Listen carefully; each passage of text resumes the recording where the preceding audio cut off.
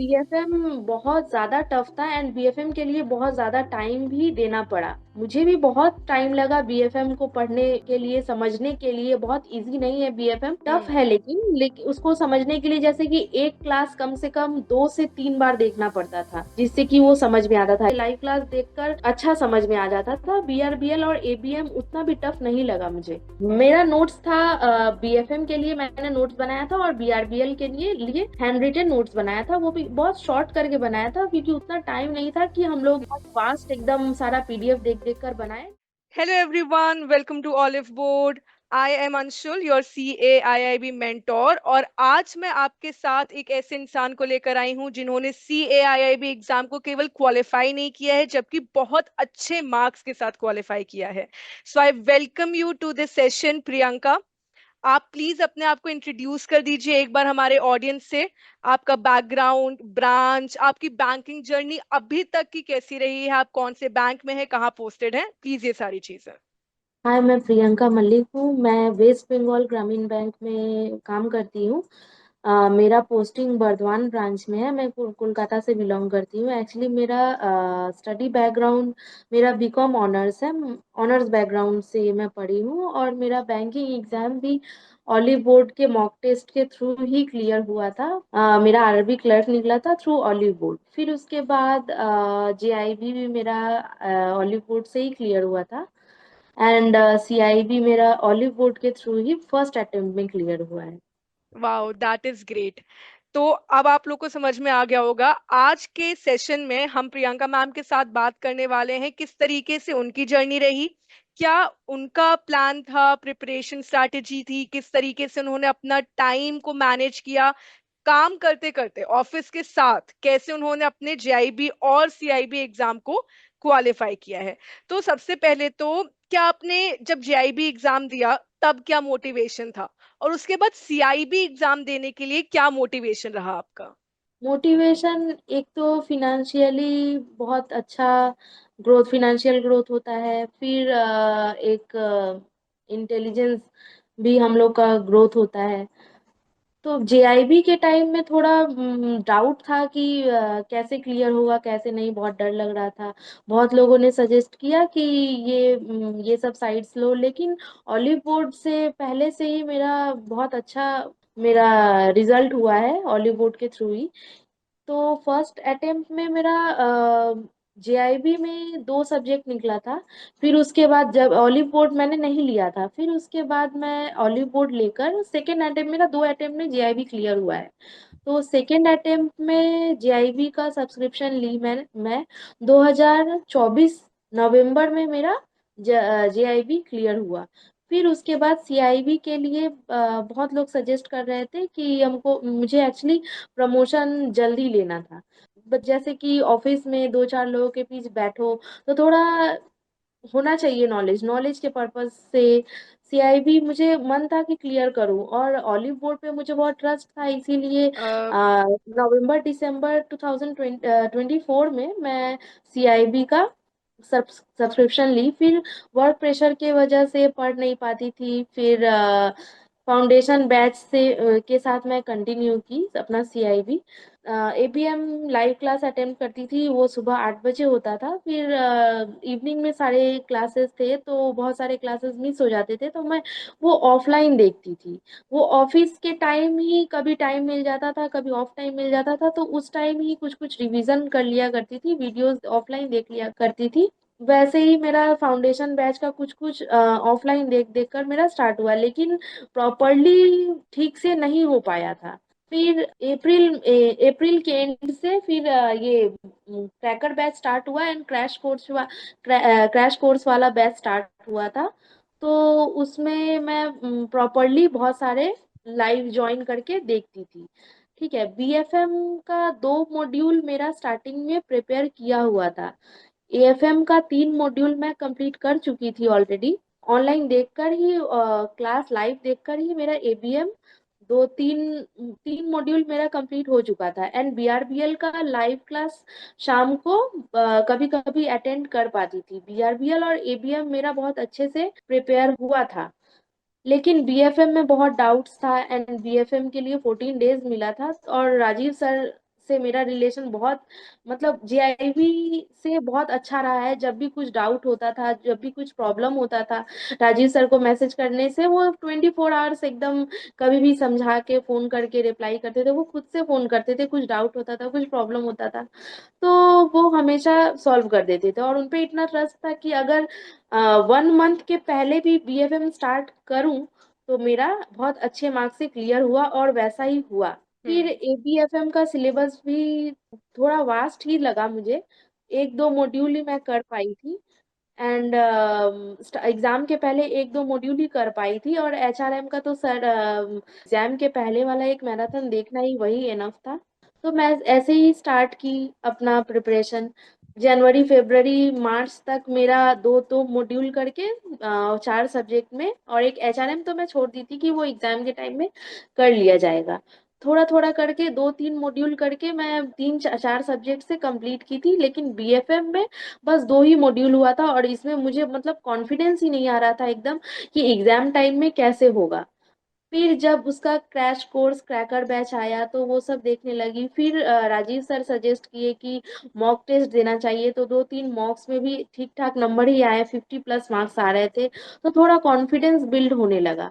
फिर ऐसे ही एग्जाम के पहले भी सर का मैराथन, सारे सब्जेक्ट्स का मैराथन, ये सब देखकर फिर प्रैक्टिस करती थी, मॉक टेस्ट प्रैक्टिस करती थी। मॉक टेस्ट देने के बाद फिर जो एनालाइज करती थी क्या गलती हुआ है, ऐसे ही। तो आप जैसे बता रहे हो कि आपने कुछ क्लासेस सब्जेक्ट आपने लाइव देखे हैं, कुछ आपने रिकॉर्डेड भी देखे हैं। ओके, ऑब्वियसली अब रिकॉर्डेड है। टाइम मैनेजमेंट मुश्किल होता होगा ऑफिस के हाँ, बाद अर्ली मॉर्निंग में। तो ये आपने कैसे डिसाइड किया? क्या आपको लगा कोई एक पेपर टफ है या उसमें ज्यादा टाइम देना चाहिए? ये कैसे डिसाइड किया? देखिए बीएफएम का पेपर जैसे कि सबको ही पता है, फॉरेक्स वगैरह ये सब हम लोग का बैकग्राउंड नहीं है। हम्म। तो बीएफएम बहुत ज्यादा टफ था, एंड बीएफएम के लिए बहुत ज्यादा टाइम भी देना पड़ा। मुझे भी बहुत टाइम लगा बीएफएम को पढ़ने के लिए, समझने के लिए। बहुत इजी नहीं है बीएफएम, टफ हम्म। है। लेकिन उसको समझने के लिए जैसे कि एक क्लास कम से कम 2 से 3 बार देखना पड़ता था, जिससे कि वो समझ में आता था। लेकिन एबीएम इजी लगा, एबीएफएम मुझे थोड़ा इजी लगा। बीआरबीएल का केस स्टडीज वगैरह थोड़ा टफ था, तो बीआरबीएल का भी एक क्लास कम से कम एक दो बार तो देखना पड़ता था। मतलब जैसे मैं ऑफिस में काम करते टाइम या फिर ट्रैवल करते टाइम टाइम मिल जाता था, तो अगर मैं एक बार वो क्लास लाइव अटेंड कर चुकी हूँ तो एक बार वो मैं रिकॉर्डेड भी देखती थी। काम करते करते रिकॉर्डेड चला के देख लेती थी, जिससे थोड़ा माइंड में वो बैकअप चलता रहे कि भूल ना जाऊं कि ऐसा कुछ पढ़ी थी आज, वो सब चलता रहता था। फिर पीडीएफ वगैरह देख लेती थी कि जब से जैसे टाइम मिला, ब्रेक मिला, 10-15 मिनट का टाइम मिला तो उसमें पीडीएफ वगैरह भी देख लेती थी। टफ पेपर्स के लिए 2-3 बार 4 बार करके वीडियो मुझे देखना पड़ता था। टफ सब्जेक्ट मुझे बस बीएफएम लगा था, एंड एबीएफएम भी पीडीएफ 2-3 बार वगैरह देखना पड़ता था। एबीएफएम मुझे टफ लगा था, लेकिन बीआरबीएल सर के क्लास से लाइव क्लास देखकर अच्छा समझ में आ जाता था। बीआरबीएल और एबीएम उतना भी टफ नहीं लगा मुझे। हम्म। एंड और एचआरएम तो न्यू मैं बस 2 दिन पढ़ी थी। मैराथन सर का जो था 8 आवर्स का मैराथन, वो मैं हम्म। दो दो बार देखी थी, बस वही 2 बार देखकर मैं एग्जाम दी एचआरएम का। ओके। और न्यूमेरिकल्स को कैसे अप्रोच किया? जैसे न्यूमेरिकल्स को लेके माइंड में बहुत डाउट रहता है एस्पिरेंट्स को कि टफ होंगे, तो न्यूमेरिकल्स कैसे सॉल्व किए? आपने केवल लाइव क्लासेस में या फिर मॉक टेस्ट प्रैक्टिस किए, किस तरीके से? ईबीएम में जितना सारा ये था, स्टैटिस्टिक्स का पोर्शन था जितना भी था, वो सर के लाइव क्लास से करती थी। फिर जैसे घर आके शाम को टाइम मिलता था, या फिर मैं रात का टाइम ही रखती थी कि रात को 11 बजे से 1-1.5 घंटा मैं रात के टाइम को रखती थी। जैसे उस टाइम में थोड़ा नींद वगैरह आने लगता है, उस टाइम में सारा दिन का हम्म। टायर्डनेस। फिर उस टाइम मैं रखती थी कि रात को न्यूमेरिकल्स कर लूंगी। तो 1 आवर मेरा फिक्स रहता था एबीएम के लिए, कि ये मैं फरवरी के मिड से मैं स्टार्ट कर दी थी कि एबीएम का स्टैटिस्टिक्स पोर्शन जितना भी न्यूमेरिकल्स है मुझे रात को 1 घंटे रोज प्रैक्टिस करना है। तो इस तरह से मैं स्टैटिस्टिक्स पोर्शन की थी। बीएफएम में भी कुछ न्यूमेरिकल्स थे, उसको फिर उसको भी क्लास देखने के बाद जब टाइम मिल जाता था, एबीएम प्रैक्टिस होने के बाद मैं बीएफएम स्टार्ट कर दी थी, न्यूमेरिकल्स बीएफएम का।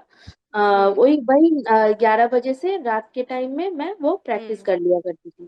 क्लास देखकर ही वो वापस से न्यूमेरिकल का क्लास लगाकर हम्म। तो आपने पहले से ही सोच रखा था कि सीआईबी एग्जाम को तो एक ही अटेम्प्ट में क्लियर कर लेना है। नहीं तो मैम, वो मुझे मेरा वैसा कोई था नहीं। मुझे लगा था कि शायद इस बार 2 या 3 पेपर क्लियर होगा, उसके बाद हम्म। शायद 2-3 हो जाएगा। लेकिन क्लास देखने के बाद, ऑफलाइन क्लास देखती थी, लाइव क्लास बहुत सारा देखी थी, तो दो हम्म। तीन मॉड्यूल हो जाने के बाद थॉट आया कि चलिए एक बार ही मोटिवेशन लेकर एक बार ही करके देखते हैं। राजीव सर से बात की, फिर उसके बाद थोड़ा मॉक टेस्ट देने के बाद सेल्फ कॉन्फिडेंस आया कि पॉसिबल है। तो लाइव क्लास और मॉक टेस्ट बेसिकली आपने ये फॉलो किया। हाँ अच्छा, हाँ आपने बताया आप क्रैकर में लाइव देख रहे थे, आपने फाउंडेशन भी ज्वाइन किया था, फाउंडेशन कोर्स। हाँ हाँ हाँ हाँ तो हाँ। उस टाइम पे कैसे टाइम मैनेज होता था, किस तरीके से आप टाइम मैनेज करते थे, mock test, classes, PDF notes, इन सब में? मॉक टेस्ट तो मैं बहुत बाद, फरवरी के मिड से मैं मॉक टेस्ट देना स्टार्ट की थी। स्टार्टिंग हम्म। में मॉक टेस्ट वगैरह मतलब जितना मेरा प्रिपेयर हो चुका है, 1 या 2 मॉड्यूल ही हो चुका है, तो वो 1-2 मॉड्यूल ही उस मॉक टेस्ट से मैं अटेम्प्ट कर पाती थी। सुबह 8 बजे तो क्लास रहता था एबीएम का, फिर उसके बाद शाम को फिर 7 बजे से बीआरबीएल, बीएफएम एंड एबीएफएम का, रात को क्लास 7 बजे, 7 से 8, 8 से 9 और 9 से 10 हुआ करता था। तो उस टाइम कभी कभी पॉसिबल होता था लाइव देखना, तो लाइव देख पाती थी, नहीं तो सुबह 6 बजे से तो 5:30-6 बजे से मैं उठ जाया करती थी। उस टाइम मैं देख लिया हम्म। करती थी। ऑफिस जाने के टाइम, जर्नी मेरा ज़्यादा नहीं है, 30 मिनट्स ही दूर है, तो मैं ऑफिस टाइम में फिर, एक्चुअली मेरा रूरल पोस्टिंग है, तो उतना भी ये नहीं रहता है, उतने भी कस्टमर्स नहीं रहते हैं, और उस टाइम में लकीली बहुत ज़्यादा प्रेशर नहीं था। वर्क हम्म। प्रेशर बहुत ज्यादा बैंक में नहीं था, लास्ट में थोड़ा हो गया था, लेकिन वो ऑफिस वर्क के साथ साथ वीडियो देखकर मैं करती थी, तो वो थोड़ा मैनेजेबल था। जैसे कि हम्म। ऑफिस वर्क के साथ साथ बीआरबीएल का वीडियो, मतलब न्यूमेरिकल्स मैं नहीं देख पाती थी, क्योंकि उसमें बहुत प्रैक्टिस करना पड़ता है, देख के समझना पड़ता है। लेकिन बीआरबीएल, एपीएम, ये मैं ऑफिस वर्क के साथ साथ मैं देखकर, वीडियो चलाते चलाते देख देख कर मैं काम भी कर दी थी अपना। नहीं तो हम्म। पॉसिबल नहीं हो पाता, देख कंप्लीट ही नहीं हो पाता। आपने खुद के नोट्स भी बनाए थे, क्योंकि आप कह रहे हो ऑफिस में करते टाइम कर रहे हो, तो नोट्स बनाए थे आपने?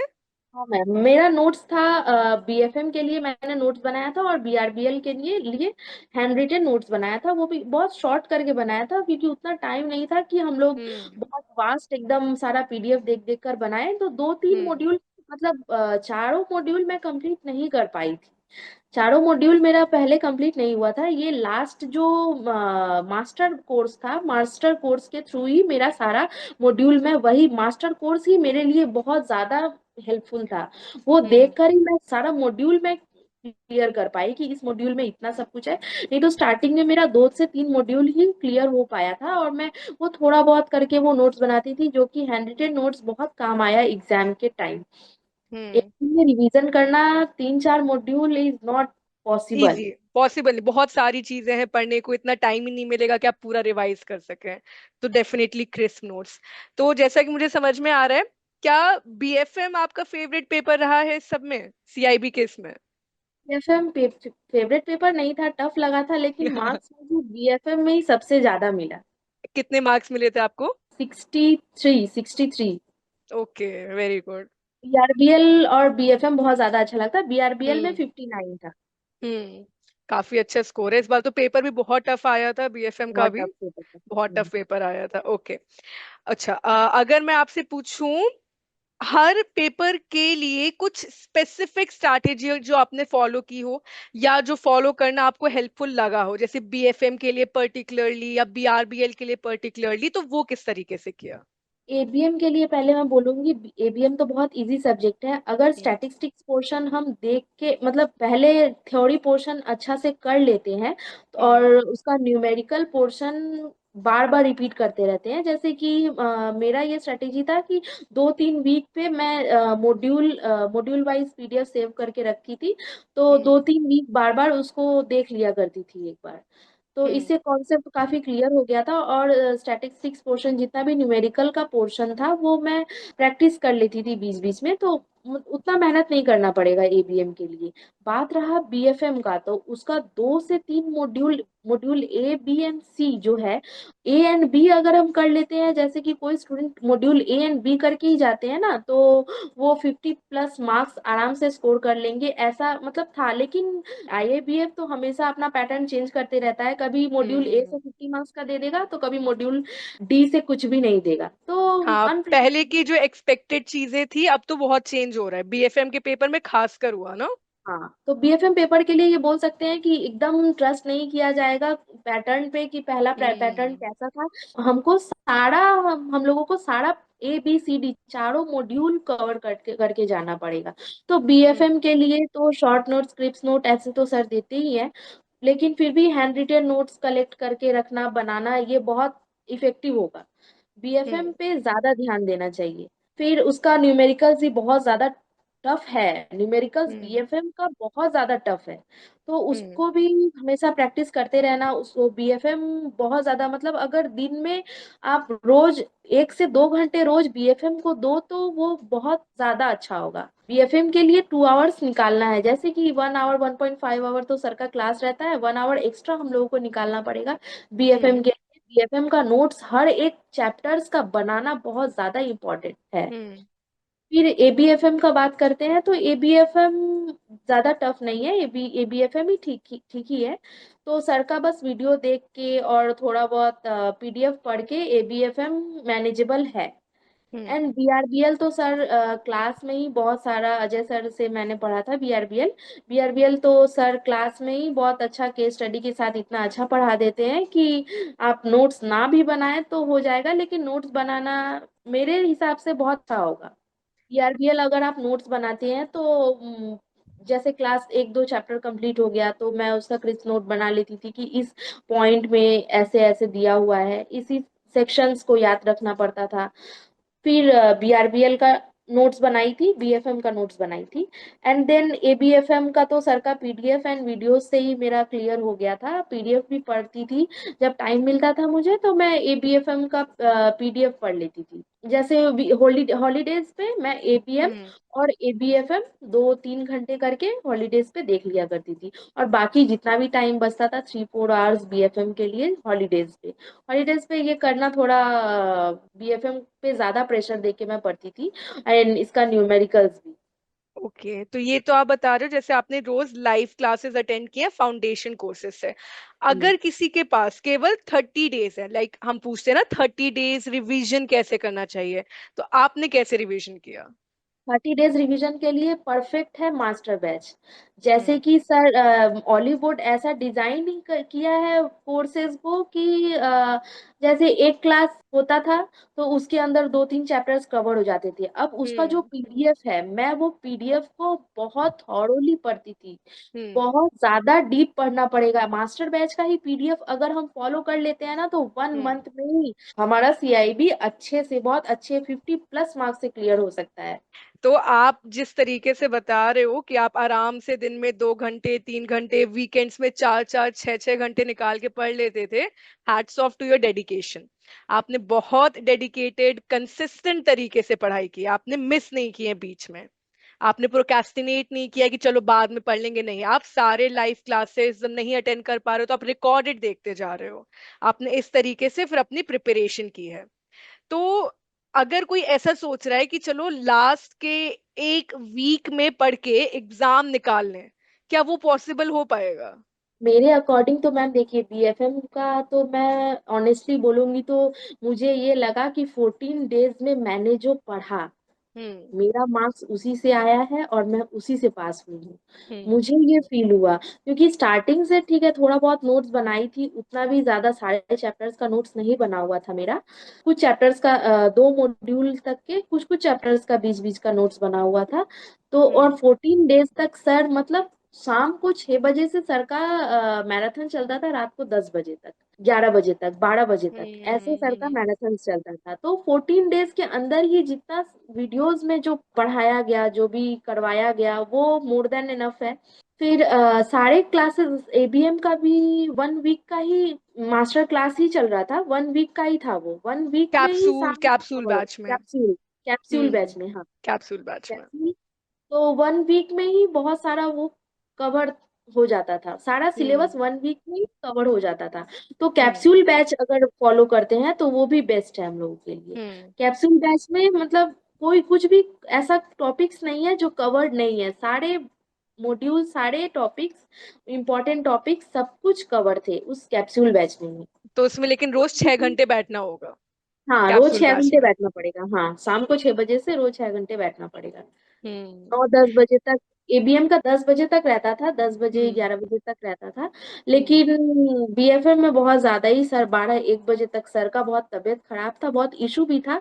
सर का हेल्थ हम्म। इश्यूज भी बहुत था, लेकिन फिर भी सर 12-1 बजे तक क्लास लेते थे। हाँ, सर गर्म पानी पी पी के फिर क्लास लेते पी रहते क्लास लेते थे। हैं। बढ़िया। तो आपकी प्रिपरेशन डेफिनेटली बहुत अच्छी स्ट्रैटेजी है, ये कंसिस्टेंट रहना है, कवर करते हुए हाँ। चलना है। अब आप मुझे बताइए, आपने जेआईबी भी क्वालिफाई कर लिया, सीआईबी भी क्वालिफाई कर लिया, क्या आपको बेनिफिट्स दिख रहे हैं? चलिए बेनिफिट्स धीरे धीरे पता चलेंगे। आपके लिए खुद का कॉन्फिडेंस किस तरीके से बूस्ट हुआ है? कॉन्फिडेंस बहुत अच्छा आया है। जैसे कि कोई एक्सपीरियंस लोगों के बीच अगर हम बैठते हैं तो हम्म। फिर कुछ डिस्कस कर पाते हैं, कुछ बता पाते हैं, जैसे कि बैंकिंग नॉलेज अच्छा हो गया है। बहुत कुछ हम लोग भी बता पाते हैं कि हाँ मुझे भी ये पता है, मैंने ये सीआईबी के जर्नी में मैंने एक्सपीरियंस किया, मैंने ये समझा कि बैंकिंग का ये रूल्स होता है, फॉरेक्स में ये सब चीजें होती है, यही सब चीजें। आपसे भी लोग आके पूछते होंगे कैसे आपने प्रिपरेशन की है, तो वो भी अच्छा हाँ लगता हाँ हाँ। होगा। हाँ हाँ। मैं हमेशा इस सजेस्ट करती हूँ कि गो विथ ऑलिव बोर्ड, सब कुछ डाउट क्लियर होगा। एंड बहुत बहुत ज्यादा ऐसा नहीं पढ़ा के एग्जाम ओरिएंटेड बहुत ज्यादा है, हम्म। कि जैसे हम एक एक टॉपिक को लेके 1 पेज लिख दे, इससे अच्छा है 10 लाइन ही लिखूं और वो हम्म। एकदम पॉइंट टू पॉइंट समझ में आए, बस हम्म। यही है। चलिए, एक लास्ट चीज जो मैं आपसे पूछना चाहती हूँ कि आप क्या सजेशन देना चाहते हो अब जो एस्पिरेंट्स प्रिपेयर कर रहे हैं अपने सीआईबी एग्जाम के लिए, चाहे वो अभी का नवंबर दिसंबर सेशन हो या नेक्स्ट सेशन हो, आपकी क्या एडवाइस होगी उनके लिए? मेरी ये एडवाइस होगी मैम कि पहले स्टार्टिंग डे 1 से बीएफएम पे फोकस करिए। बीएफएम एंड एबीएफएम पे फोकस करना बहुत ज्यादा इम्पोर्टेंट है। हम्म। डे 1 से बीएफएम एंड एबीएफएम पे लग जाइए, अगर अच्छे से हो जाए फिर मतलब कोई भी क्लास मिस नहीं करना है, या फिर फाउंडेशन बैच हो, मास्टर बैच हो, या कैप्सूल बैच हो, क्रैकर, क्रैश, सारे बैचेस हम लोगों को करना है। एबीएफएम एंड बीएफएम के लिए ये बहुत ज्यादा इम्पोर्टेंट है। And hmm. Then ABM BRBL live class देखते हैं, नोट्स थोड़ा बहुत अगर बना पाते हैं तो ठीक है, नहीं तो आजकल लोगों के पास उतना वर्क प्रेशर इतना है कि नोट्स बनाने का पॉसिबल नहीं है, नहीं होता है। Next possible. तो आप बस वीडियोस देख लीजिए एंड उसको पीडीएफ रिवाइज करना बहुत इंपॉर्टेंट है। एग्जाम के टाइम तक का वेट मत करिए कि एग्जाम आने वाला है तो एक मंथ पहले स्टार्ट करते हैं। एबीएम बीआरबीएल तो इजी है, चलिए बहुत लोग प्रोक्रेस्टिनेट कर देते हैं कि बाद में कर लेंगे, ये तो इजी है, एग्जाम के 1 वीक पहले पढ़ के कर लेते हैं। लेकिन अभी आईएबीएफ का पैटर्न एकदम चेंज हो चुका है, अनप्रेडिक्टेबल है, कि कैसे कब क्या दे दे कुछ पता नहीं है, तो कोई भी हम्म। मॉड्यूल छोड़ के जाया नहीं जा सकता। सारे मॉड्यूल को कवर करना पड़ेगा। And mock test is so important, mock test attempt करना चाहिए, चाहे वो हमें आए, वो टॉपिक पढ़ा हुआ हो या ना हो, जितना टॉपिक टॉपिक भी पढ़े हैं उसको रिवाइज करके बस मॉक टेस्ट देना पड़ेगा। सेल्फ कॉन्फिडेंस भी आता है उससे, एंड पता भी चलता है कि इस टॉपिक को पढ़ के मैंने कितना, इसका आउटपुट कितना मेरा निकला है किसी टॉपिक को पढ़ने के बाद। तो मॉक टेस्ट बहुत जरूरी है देना। एंड सारे मॉड्यूल पे इक्वल फोकस करना चाहिए, एंड सारे सब्जेक्ट को, कोई सब्जेक्ट को इजी समझ के छोड़ा नहीं जा सकता है। ओके, तो बेसिकली हम कंक्लूड कर सकते हैं कि पहले तो जल्दी स्टार्ट करना है, स्टार्ट अर्ली, हाँ, कंसिस्टेंट रहना है, वीडियोस पीडीएफ रिवीजन और मॉक टेस्ट भी बहुत मॉक इंपॉर्टेंट टेस्ट। है। तो आपने बहुत अच्छी इंसाइट्स दी हैं। आई होप जितने भी अब आगे बच्चे एस्पिरेंट्स हैं जो कि प्रिपेयर कर रहे हैं उनके लिए हेल्पफुल होगा डेफिनेटली। आपका आगे का क्या प्लान है? सीआईबी हो गया, जेआईबी हो गया, इसके बाद कुछ एग्जाम टारगेट कर रहे हैं आप? अभी फिलहाल तो मैं सोच रही थी कि मैनेजमेंट वाला को देने के लिए, हम्म। तो वो मैं 1-2 मंथ का गैप ली हूँ, तो हम्म। थोड़ा गैप के बाद मैं स्टार्ट करूंगी। मे बी नेक्स्ट ईयर ये एग्जाम देने का प्लान है मेरा। वो अभी मैं प्लान नहीं की हूँ, क्रेडिट मैनेजमेंट का मुझे देना है एग्जाम। चलिए बढ़िया, आपके पास आगे का भी प्लान है। So, yes, that is all from my side. And really, thank you so much, Priyanka, for joining us. आपने अपनी स्ट्रैटेजी हमसे शेयर की है, आपने अपना खुद का पर्सनल एक्सपीरियंस शेयर किया है, और आपकी जर्नी डेफिनेटली बहुत ज़्यादा सबके लिए हेल्पफुल होने वाली है।